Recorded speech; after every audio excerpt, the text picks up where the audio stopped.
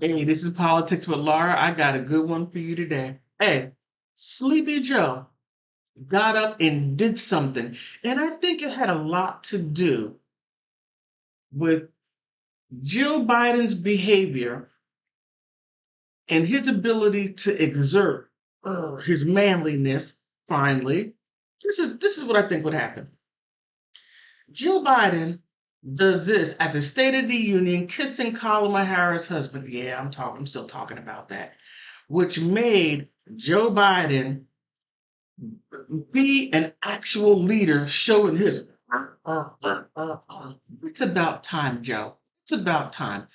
The last time the Chinese sent over their balloon, you let it go. Oh, they're just it's an air balloon, and they're just checking the atmosphere. They're checking the weather. No, they were checking what we had over here, but apparently they didn't find what they wanted. So then they go to Alaska. Now, question is this. I know it's not this. I know Jill Biden's not over there kissing Kamala Harris's husband over there in Alaska. No, but I think there's a lot more to Alaska that all of a sudden you shoot down these balloons before it even gets to Alaska. So, what's going on? The Chinese know something. They're on to something. And I'm glad you're finally starting to step up and be the that you're supposed to be.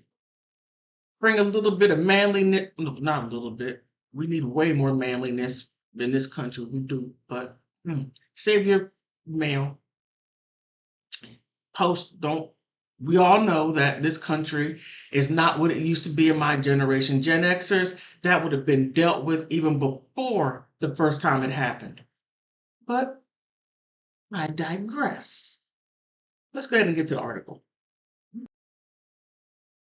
All right, here it is. Here it is. Okay, Biden.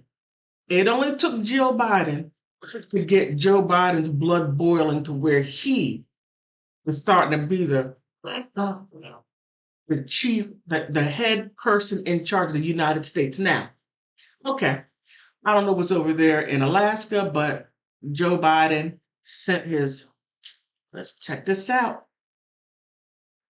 These planes up there to go shoot that balloon down. Now, in the previous video, yeah, I was a bit hard on Joe Biden. Yes, I was. And by me being a citizen of this country and a registered voter, Democrat, Republican, independent, all the way, I want to know why didn't you deal with that balloon the first time, or the second time, or the third time, or who knows how many times balloons have been going across here and not being dealt with? Because we are supposed to have the most sophisticated technology to where we can detect a balloon 100 miles before it even comes to the intercontinental part of the United States. Okay, so I'm sorry about that. So here, quite interesting. So here, the U.S. military shot down a high altitude object over Alaska airspace on Friday afternoon. Takes me back to my first point. What is over there in Alaska that they shoot it down before it enters the Alaskan airspace? Meaning, not the land, but the sea. It shot it down before it even got there. So why wasn't that done the first several times when it entered the U.S. airspace? Now, I still think, in my humble opinion, that the Democrats have given this country away just by the way they're doing things. You may not agree with me. Now, I don't prescribe to any party, nor do I prescribe to any individual person. No. I go by what they do. And right now, the Democratic Party as a whole, well, not as a whole, but majority of the Democratic Party has gone rogue.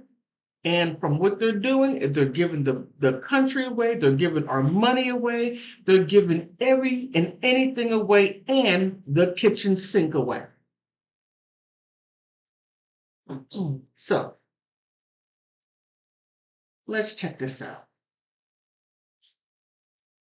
I'm going to go through parts of this. Okay, on Friday afternoon, the U.S. military shot down another unauthorized high-altitude object that was flying over the Alaska airspace. National Security Council official John Kirby told a reporter in at the White House, or I'm sorry, at the White House. And I'm glad that that the reporters are doing a little bit more, not to my liking, not really getting to the true news, but they're getting there slowly but surely. So I'm happy about that. All right, the U.S. Defense, uh, the Department of Defense tracked it over at least 24 hours. The object was flying at a high altitude, 440,000 feet, and posed no reasonable threat to the safety of the civilian flights, which is good. Because I go back to my same stance. This should have been done. What happened last week? I wonder what kind of data that they were getting. I stated in a previous video that the route it took, it went over Yellowstone. So there's some little rumbling over that Yellowstone. And they're saying that it may, and if it does, that would be bad. Really, really bad. Now, if all of that just went just only to Hollywood and that's it, that would be okay. That sounds terrible. Let me backtrack on that one. All right, but I just wanted to bring that out. Okay, wait a minute. Kirby said a high altitude object, which officials confirmed was unarmed, which is good. I'm sorry, unmanned. Kirby said the high altitude object, which officials said, or which officials confirmed was unmanned, came inside of our territorial waters, as I said before. And those waters right now are frozen, according to Kirby, which can show that anybody can get on the ice, come on over, and do some damage. Just according to Kirby, fighter aircrafts from the U.S. Northern Command took down a mysterious object between 1 p.m. and 2:30 p.m., which is a good thing. Western or Eastern Standard Time when they reported it, so it would probably be, it's a different time over there in Alaska time. Kirby said this object was much smaller than the Chinese spy balloon the U.S. military shot down last Saturday, but there is no indication as to whether or not it contains surveillance equipment. The way it was described to me, Kirby said, was roughly the size of a small car as opposed to a payload that was 2 or more bus sizes. He contained no significant payload. So this right here says a whole lot. Now, the first balloon that seemed like that was 3 bus loads. Buses are huge. 3 bus loads, okay, and is flying across the United States unmanned, and it had technology, it was a technological way. So even though it was unmanned, but it, to me, by it having all the technology, was being manned, but someplace else. I don't know what information they got, how much information they did get. It really doesn't matter if they shot it down because that information is where it was supposed to go.